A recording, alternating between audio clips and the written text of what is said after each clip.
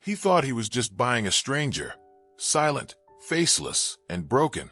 For $2, a lonely lumberjack took home a woman with a sack over her head, never expecting to see the face beneath it. But when she finally whispered her name, he fell to his knees in shock. What she revealed shattered his past, unlocked a truth buried in fire, and changed everything he thought he knew about love, loss, and blood. This story will break you and heal you. The wind howled through the towering pines of Cold River, a remote town where silence was louder than speech and winter never truly left.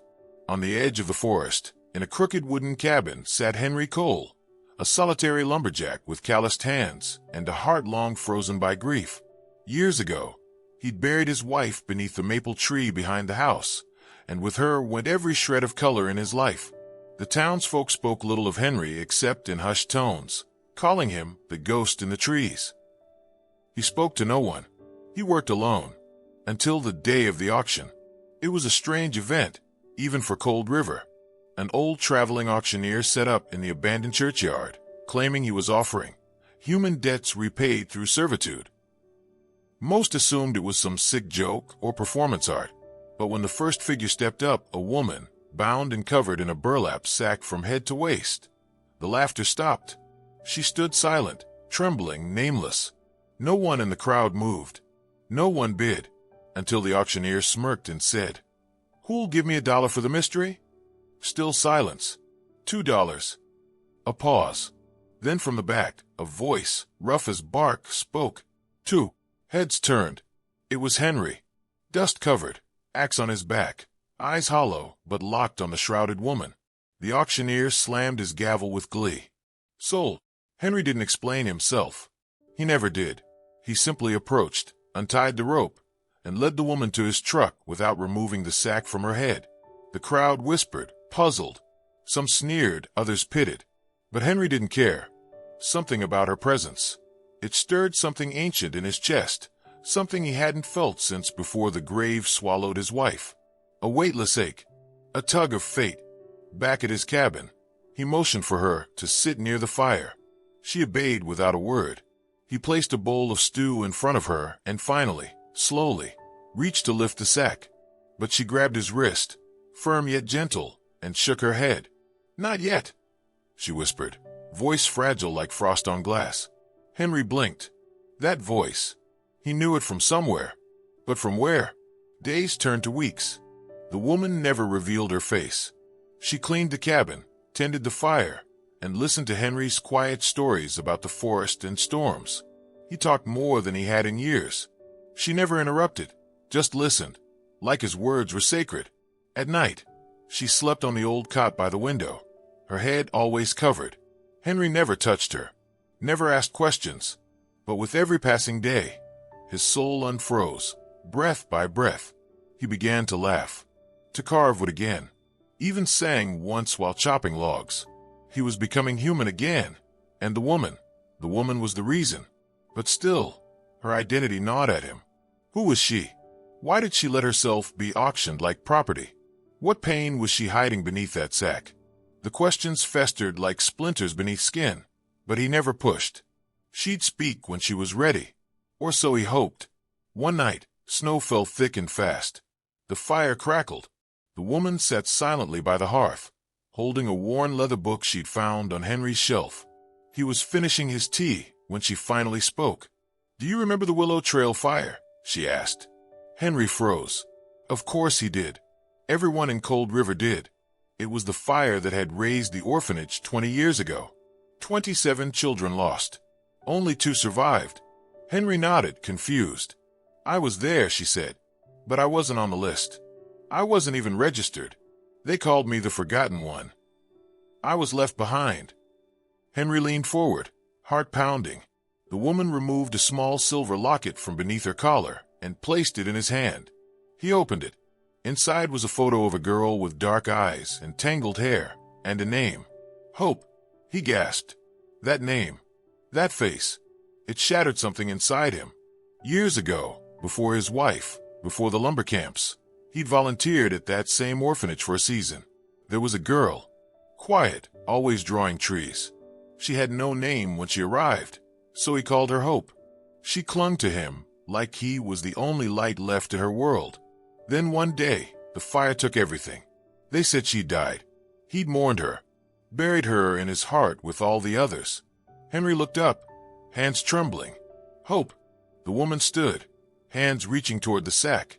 I've waited 20 years to see if you'd remember me. No one else did. No one ever came back. But I remembered you. I remembered the man who gave me a name, a reason to live. Slowly, she pulled the sack from her head. Henry staggered back. Time collapsed. The eyes were the same, wounded, wondering, wide with sorrow. But her face bore scars, burn marks, one eye clouded. Yet to him, she was beautiful beyond words, a miracle wrapped in ashes. He dropped to his knees. Tears poured down his weathered cheeks. I thought you were gone. I failed you. She knelt beside him, took his hand. You saved me, she whispered. Twice now.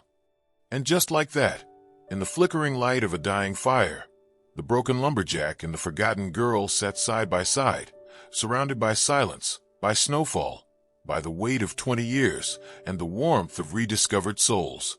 But Henry didn't know the whole truth. Not yet, because the real reason she'd returned had not been spoken. And when he found out, everything he thought he knew about her, about himself, and about that fire, would burn to the ground all over again.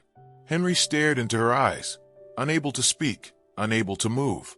Kneeling before her felt like both a collapse and a confession.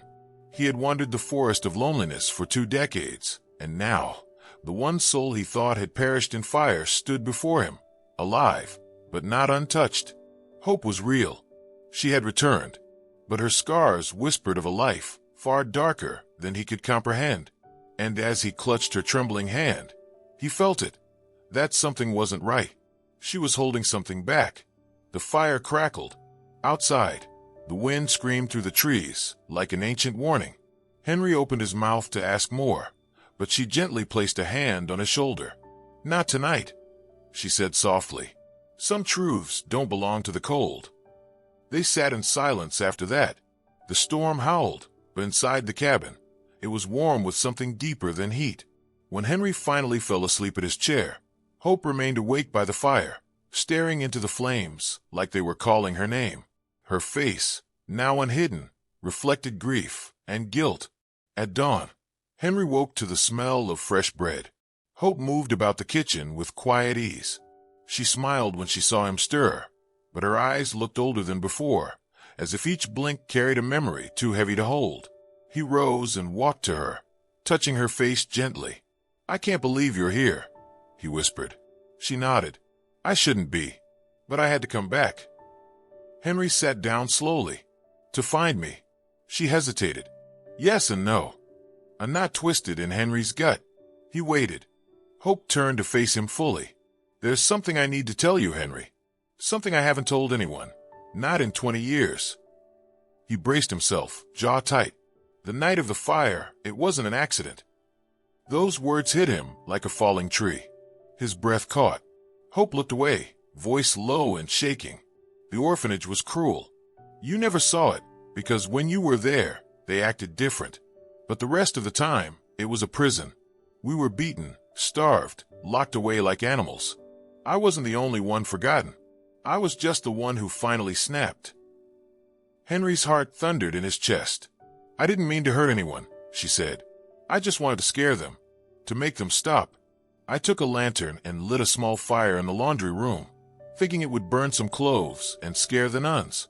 But the wind caught it, and everything spread so fast.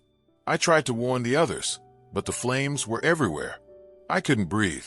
I don't remember how I got out. Henry's hands clenched. 27 children had died in that fire. Hope had caused it. I woke up in the woods, she continued, voice breaking. Alone, burned, ashes in my mouth. I wandered for days until a farmer found me and took me in. He raised me like his own, changed my name, hid my past. But every night I saw their faces. Every night I remembered the screams. And every year I thought about you. The only person who ever saw me as a person, not a burden. Tears streamed down her cheeks now. I came back to face what I ran from, to find the man who gave me hope and tell him the truth, even if it meant losing him. Henry stood frozen, staring at the floor. The woman he had waited for mourned, and longed to see again had carried this darkness all along. He should have felt anger, horror, but all he felt was sorrow. Sorrow for the girl who had been pushed so far she thought fire was the only way to be heard. Finally, he spoke. "Hope, you were a child. You didn't light that fire. Pain did. The world failed you, not the other way around." She looked up, eyes wide, unsure if she deserved forgiveness. But Henry stepped closer. "If I had known what they did to you, I would have burned the place down myself." Hope broke into sobs, collapsing into his arms. Years of silence, guilt, and torment melted into that embrace. They stood like that for minutes, maybe hours. Two broken souls fused by fire and forgiveness. Later that day, Henry took her hand and led her to the back of the cabin. Behind the maple tree was a patch of land with 27 wooden carvings, small markers, hand-cut by Henry over the years. Each bore a name of a child lost in the fire, and beside them, one marker with no name. Just the word unknown. "That was for you," he said. "I never stopped mourning." Hope knelt before it, touching the wood with shaking fingers. "Then let me honor them now." She placed her locket beside the marker. "I'll carry their memory for the rest of my life." Henry watched her, heart breaking all over again, but not from loss. From redemption. The girl who had vanished in smoke had returned in ash and sorrow. And still, she carried love in her soul. But even then, there was one more secret buried in her chest. One she hadn't yet told. One that would change everything Henry believed about his own past. Because in the pocket of her coat, folded carefully, was a letter. A letter she had kept hidden since the night she fled the burning orphanage. A letter addressed to Henry, written in trembling handwriting by a dying hand. A letter that would reveal a bond neither of them could have imagined. She would give it to him. Just not yet. Because when Henry read it, when he saw the name at the bottom, the world beneath his feet would vanish. He dropped to his knees again. But this time, it wouldn't be from grief or joy. It would be from a truth so haunting, so impossible, it would rewrite everything he thought he knew about who he was, and who she was to him. That night, as Henry slept soundly for the first time in decades, Hope sat by the window, moonlight washing over her scarred face. In her trembling hands, she held the letter, the final piece of her buried past, the last truth she hadn't shared. She had carried it for 20 years, hidden in the lining of a coat she never wore unless it snowed. And now it was time. At sunrise, she found Henry in the forest behind the cabin, chopping wood like he always did when the weight in his heart grew too heavy. He looked up as she approached, wiping sweat from his brow. His expression softened when he saw her, but her face was serious. He knew instantly something had changed. Without a word, she handed him the folded letter. He took it slowly, brows furrowed, and opened it. The paper was yellowed with time, smudged by soot and tears, but the words were still clear. His hands shook as he read. "Henry, if you're reading this, it means you came back. I don't know if I'll be alive by the time you do. The fire is spreading too fast, and I've locked myself in my room so the children can escape. There's something I need you to know, something I should have told you years ago, but I was too afraid. You remember the girl you named Hope? The one with no past, no name? She's yours. You were young. You didn't know. It was only one night, and we never spoke of it again. I didn't either. Not until she showed up at the orphanage years later, alone, scared, with your eyes. I knew immediately. I took her in, gave her a bed, but never told her who you were. I thought I was protecting her, but now the fire is here. I don't think I'll make it, so I'm writing this to you. She is your daughter, Henry, and her name is Hope because that's what you gave her, even without knowing why. Please, if you ever find her, forgive her. Love her. Sister Abigail." The letter slipped from Henry's hands and fluttered to the snow-covered ground. He stood frozen. "Daughter?" The word rang in his ears like a bell struck in the hollow of a cathedral. He looked up at Hope, who stood silently, tears streaming down her cheeks. You knew." She nodded. "Sister Abigail told me the truth before the fire took her. I was hiding in her room when she wrote it. I read it after she died. I didn't know how to tell you. I thought after everything I did, you wouldn't want me." Henry stumbled backward, as if the weight of this new truth shattered whatever strength he had left. All this time, she was his blood, his child. The little girl he thought he'd saved was the very one he had unknowingly abandoned. Grief, guilt, awe, all collided in his chest at once, and he fell to his knees, clutching his chest as his breath broke apart. Hope ran to him. "I'm sorry. I'm so sorry I didn't tell you sooner. I was scared you'd send me away, that you'd see me as a mistake." But Henry, through choked sobs, reached up and took her face in his rough hands. "You were never a mistake," he whispered. "You were the only good thing I ever left behind. And now you're the only good thing I have left." They held each other there in the snow, father and daughter reunited not by blood, but by pain, forgiveness, and the wild hand of fate. Later, in the warmth of the cabin, they sat beside the fire where everything had begun. Henry looked at her, not as a stranger, not even as a savior, but as his child, his daughter. "All those years," he said, voice thick, "I wondered what became of that little girl. I never imagined." Hope smiled through her tears. "Neither did I, but something inside me always knew. That's why I came back." Henry nodded. "When I saw you at that auction, I thought fate had brought me someone to care for. I didn't realize it had brought me home." She reached for his hand. "So what now?" Henry looked into the flames, eyes deep with something ancient. "Now we heal. Together." They spent the coming weeks rebuilding their lives, not with bricks or boards, but with honesty, with stories. Hope told him about the years she spent in hiding, the foster homes, the night terrors. Henry told her about the loneliness, the carving of the wooden graves, the long winters with nothing but ghosts for company. In time, they began to smile more, laugh. Hope even started helping Henry in the woods, learning the rhythm of trees and timber.